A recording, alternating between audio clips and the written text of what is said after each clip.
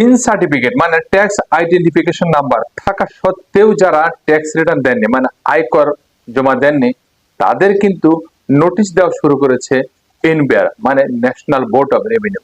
এই NBR chairman Mohammad Abdur Rahman Khan তিনি জানিয়েছেন যাদের টিন নাম্বার আছে, ট্যাক্স আইডেন্টিফিকেশন নাম্বার আছে, যারা ট্যাক্স রিটার্ন জমা দেননি তাদের কিন্তু চিঠি দেওয়া শুরু করেছে মানে নোটিশ দেওয়া শুরু করেছে কেন তারা দেননি এটা ব্যাখ্যা দিতে হবে। সুতরাং যাদের টিন নাম্বার আছে, যারা কর প্রদান করেনি, ট্যাক্স রিটার্ন জমা দেননি মানে আয়কর রিটার্ন দেননি, আপনার কি পরিমাণ আয়কর আসার কথা ছিল সেটা জমা দেননি, তাহলে অবশ্যই কিন্তু আপনাদের হাতে চিঠি পৌঁছে যাবে।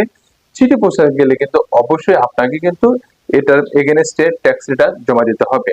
যদি জমা না দেন তাহলে কিন্তু এনবিআর হয়তো পরবর্তীতে যে কোনো পদক্ষেপ কিন্তু নিতে পারে। সুতরাং যাদের টিন নাম্বার আছে অবশ্যই আপনারা ট্যাক্স রিটার্ন জমা দিন। ভালো লাগলে অবশ্যই চ্যানেলটা সাবস্ক্রাইব করে মাল্টিপল চ্যানেলের পাশেই থাকবেন।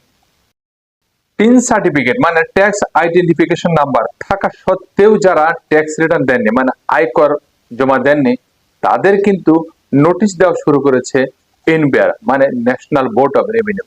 এই এনবিআর চেয়ারম্যান মোহাম্মদ আব্দুর রহমান খান তিনি জানিয়েছেন যাদের টিন নাম্বার আছে, ট্যাক্স আইডেন্টিফিকেশন নাম্বার আছে, যারা ট্যাক্স রিটার্ন জমা দেননি তাদের কিন্তু চিঠি দেওয়া শুরু করেছে মানে নোটিশ দেওয়া শুরু করেছে কেন তারা দেননি এটা ব্যাখ্যা দিতে হবে।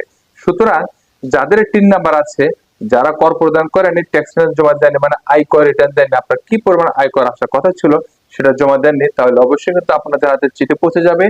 চিঠি পৌঁছে গেলে কিন্তু অবশ্যই আপনাকে কিন্তু এটার এগেনস্টে ট্যাক্স রিটার্ন জমা দিতে হবে। যদি জমা না দেন তাহলে কিন্তু এনবিআর হয়তো পরবর্তীতে যে কোনো পদক্ষেপ কিন্তু নিতে পারে। সুতরাং যাদের টিন নাম্বার আছে অবশ্যই আপনারা ট্যাক্স রিটার্ন জমা দিন। ভালো লাগলে অবশ্যই চ্যানেলটা সাবস্ক্রাইব করে মাল্টিপল চ্যানেলের পাশেই থাকবেন।